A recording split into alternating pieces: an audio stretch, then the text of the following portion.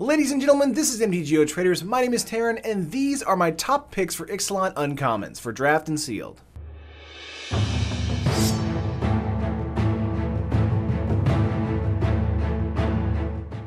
Alright, so we did comments in the video just prior to this one. Next we're going to do uncommons, so let's jump right into it. We have a Donto Vanguard. As long as Donto Vanguard is attacking, it gets +2/+0. Pay 4 life, a Donto Vanguard gains indestructible until end of turn. I think this card is probably going to be a decent to high pick in an aggressive white deck in draft or in sealed. I think the pay 4 life make indestructible, while that does seem like a lot of life at the beginning of a game, in the mid to late game, if you have a lot of lifelink going on in your deck in the draft and sealed environment, I think this card is going to be fine attacking in for 3 indestructible. I wouldn't pick this card immediately over any kind of rares, but I think this is a great aggro piece for an aggressive low to the ground strategy. Moving on, we have a Bellowing Edges. This is 6 mana 3/5 dinosaur. With Enrage, whenever the Aegisaur is dealt damage, put a +1/+1 counter on each other creature you control. I love this guy. He's going to be a great top end bomb for you if you're in a deck that's going to be going super wide in the early game, and then the mid to late game you have 6 mana, you play out the Aegisaur, you make your board even larger whenever you block or attack in with your 3/5. So he's going to survive a lot of outcomes, and I think he's going to be a very valuable asset to a deck that's trying to be low to the ground but also have a game-ending bomb or a game-ending win more mechanic such as Aegisaur's Enrage ability. Next up we have Ixalan's Binding. This is 4 mana enchantment.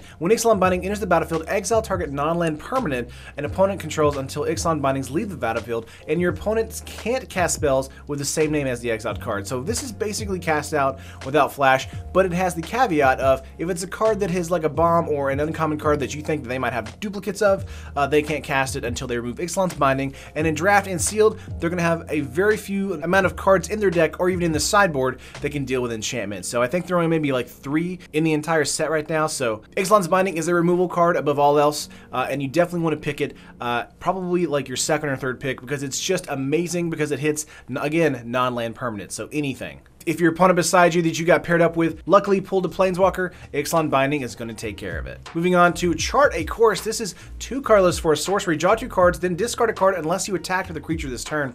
This card I feel like is going to be standard playable, but in the draft and sealed environment, this is a crazy aggressive card draw ability right here. If you're in a Simic strategy or a Azuria strategy or any kind of a strategy where you're attacking out turn over turn, Chart a Course is basically 2 mana, draw 2 cards for 2, which is ungodly good. If you guys remember, we had Hieroglyphic Illumination in Amonkhet, and that was cycling for 1, just like basically cycling to draw a card, or 4 mana to draw 2 cards. This is 2 mana on your turn to draw 2 cards if you attacked this turn, which is you basically always will on turn 3 or 4. So I think this card is incredibly relevant. This is going to be a very high pick if you're in the color blue. Moving on up, we have Favorable Winds. Creatures you control with flying get +1/+1. I think this is going to be a card if you're in the blue-white strategy or the blue-red Flyers is it strategy, something like that, with Flyers in the deck. This is going to be kind of a win more mechanic here.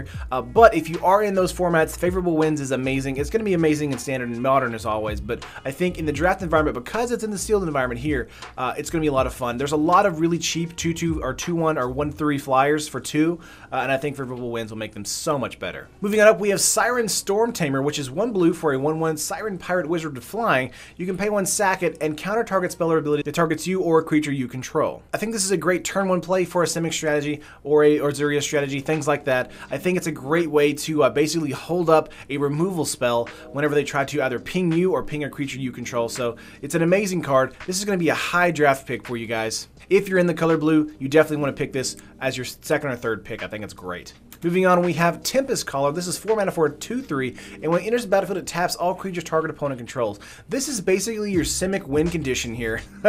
If you're up against a strategy that's going to be going very wide, or a lot of creatures are going very tall so you can't get over them, Tempest Color is going to be your 4 to 5 turn drop where you basically tap all their creatures, swing out for a game, and that's a good GG. So I think this will probably be a great main board or sideboard card if you're in the Simic strategy or an Azuria strategy. Anything with blue, obviously. I don't think this is first pickable, but I do think in the color blue, this is a card you must have. Moving on, we have Ruthless Knaves, a 3-colorless 3/2 Orc Pirate.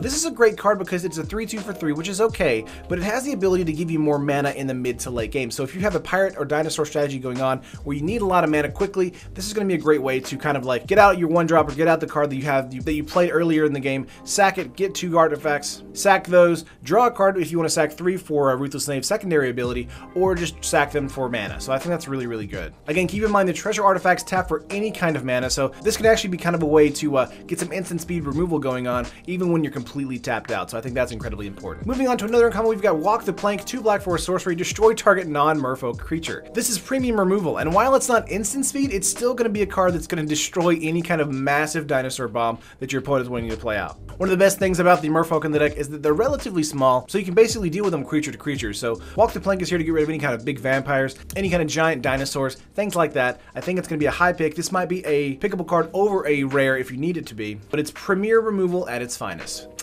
Moving on up, we have 1 in Scoundrels. This is a 2 converted mana cost, 4/3 human pirate. That when it dies, it does give your opponent 2 treasure artifact tokens. So that is one thing to watch out for. But on curve and in an aggressive strategy, this guy is ridiculously fast. This is basically acting as the Minotaur that was in Amonkhet. A 4/3 for 2 is incredibly aggressive, and it's going to basically get in for 4 or 8 if they don't have a play by turn 3 or 4. So 1 in Scoundrels is one of those cards where it's going to be great in a fast strategy. It's going to be terrible if it dies early. So make sure to keep that in mind. This might be a sideboard card only, but the power is something that you cannot overlook. I think if you're trying to be very aggressive, then pick 1 in Scoundrels, but I think if you want to be the more mid-range to control, then do not pick this card. So this is definitely going to be a love it or hate it style situation. Moving on, we have Fiery Cannonade. This is 3 mana for an instant. Fiery Cannonade deals 2 damage to each non-pirate creature. So if you're in the draft and sealed environment and are getting into a ton of pirates, then Fiery Cannonade is going to be the cream that's going to go on top of your sundae. Fiery Cannonade is basically a Sweltering Suns, but only for non-pirate creatures. So if you're in that archetype, then this card is going to be a Windmill Slam pick. It's just going to be basically one more card. And if not, it's a great way to just get rid of some creatures that are giving you a hassle on the battlefield. But moving on from that, we have Lightning Strike. Woo! Lightning Strike is back. 2 mana for an instant. Lightning Strike deals 3 damage to target creature or player. So this is a great way to end the game. This is a great way to get some creature removal. And in the draft and seal environment, this could always be a situation where this is going to be your 2nd pick, your 3rd pick, your 4th pick. If people pass Lightning Strike, you pick it up because Lightning Strike is amazing. It may not be Harness Lightning in the Kaladesh block where it can actually reach up to 4 and 5 damage for some creatures, but in the current block we have a lot of creatures that only have 3, 2, and 1 toughness in the draft and sealed environment, and that's excluding dinosaurs, of course. And we also have situations in draft and sealed where our opponent is down to 3 to 4 life, and a Lightning Strike can definitely finish them off. So that's great. Moving on though, we have Raptor Hatchling. This is 2 mana for a 1/1 dinosaur with Enrage, and whenever it's dealt damage, you create a 3/3 green dinosaur creature token with Trample. So that's awesome. The best thing about the Raptor Hatchling is if it's dealt damage, so like if you pumped it up with something and then dealt damage to it, it would still create a 3/3 dinosaur with Trample. So if you have a situation with good synergy like that, I would do that. Otherwise, it's a Doom Traveler that makes a 3/3 with Trample, which is amazing. I think if you're in a aggressive strategy in draft and sealed, a Raptor Hatchling is going to be a high pick for you. Even when it dies, it's going to make a 3/3, which is an even larger threat. So this is like a tiny little Thragtusk, and it's just adorable and awesome. Moving on, we have Rigging Runner. This is 1 red mana for a 1/1 Goblin Pirate with First Strike, which that alone is great. But it also has Raid, so if you attack with a creature this turn, it comes in with a +1/+1 counter, making it a 2/2 with First Strike. So if you guys all remember, there was a Minotaur that was 2/1 First Strike in the last set, and that card was amazing. But Rigging Runner is about that same level, but just for 1 mana. So be sure to keep this in mind when you're going for an aggressive strategy. Rigging Runner is somebody to not overlook. It's going to be a turn 2 play because you want that +1/+1 counter on it, but a turn 2 2/2 First Striker for 1 with the ability to play something else that turn if you have the mana is amazing. Next up, we have Kumana's Speaker, another 1-drop, and it gets +1/+1 as long as you control another merfolk or island. So this is actually a card that if you're in the Simic route in draft and sealed, you're going to make a 2/2 for 1 on turn 2 if you get a island or merfolk out on the field. So Kumana's Speaker is very powerful. I think it's going to be one of those situations where you're going to have a lot of merfolk to begin with. I think this is just going to be a great blocker or an attacker in an aggressive strategy. So be sure to keep an eye out for this card if you're getting into like Simic strategy, because having blue just makes this a turn 2 2/2 for 1, having the ability to have you play something else for blue mana. So that's great. Moving on from this card, we have Savage Stomp. This is a 3 converted mana sorcery. Savage Stomp costs 2 less to cast if it targets a dinosaur you control. Put a +1/+1 counter on target creature you control, then that creature fights target creature you don't control. This card is, again, almost premier removal in the green color here. I think this is going to be a high draft pick. It's not technically Ambuscade, because in a way it's better than Ambuscade, because it does leave a +1/+1 counter after the ability has happened. I think it's going to be a high draft pick for any kind of green strategy, but if you're in dinos specifically, this is a 1 mana, put a +1/+1 counter on it, and fight something. So that's amazing. Just be sure that if you're in green and you see this coming by on your table, to snatch it as quickly as you can. And moving on from this, we have Adzokan Archer. This is a 3 converted mana 1/4 with reach, and when it enters the battlefield, you may have it fight another target creature. So this is a way to actually trigger Enrage. I wouldn't think this would be a creature that you want to fight another creature on your opponent's side of the field. I think it's something that you just want it to fight a dinosaur on your side of the field. So with the upside that the Archer may actually survive the encounter. So that's what I wanted to do. But more often than not, this might die or just be a large blocker for your side of the field. But for 3 mana, a 1/4 with reach, you can't go wrong. Moving on from that, we have Vineshaper Mystic. This is 3 converted mana for a 1/3, and when it enters the battlefield, put a +1/+1 counter on each of up to 2 merfolk you control. So again, if you're in the Simic strategy, and I've picked a lot of Simic cards here, like unknowingly, but I think I did.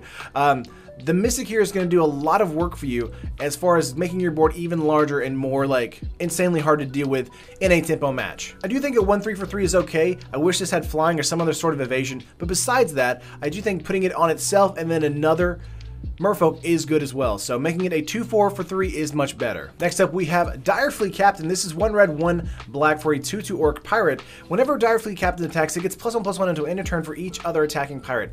This guy is crazy powerful, and if you have a lot of pirates in the draft environment, be sure to attack out all at once with Direflea, because this man can turn into a 3/3, 4/4, 5/5, 6/6 in no time flat. He's going to help you trigger raid because he's going to get in for a lot of damage. He's going to help you trade with a bunch of creatures like dinosaurs. He's going to do so much work for you that you're going to love him every single time you see him in a draft. And next up, we have Unclaimed Territory, which I think is the last card for the 20 that I picked here. Unclaimed Territory enters the battlefield, choose a creature type. You can tap for colorless, and you can add 1 mana of any color to your mana pool. Spend this mana only to cast a creature spell of the chosen type. I think this is going to be a fantastic mana fixer in the draft and sealed environment if you're in merfolk, pirates, vampires, dinosaurs, all those guys.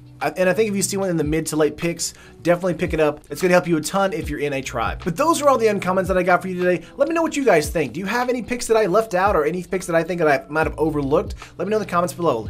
Remember to like the video and subscribe to MTGO Traders. It helps us know that you like the channel and it'll keep these videos rolling. But until the next time, I will see you guys in the next video.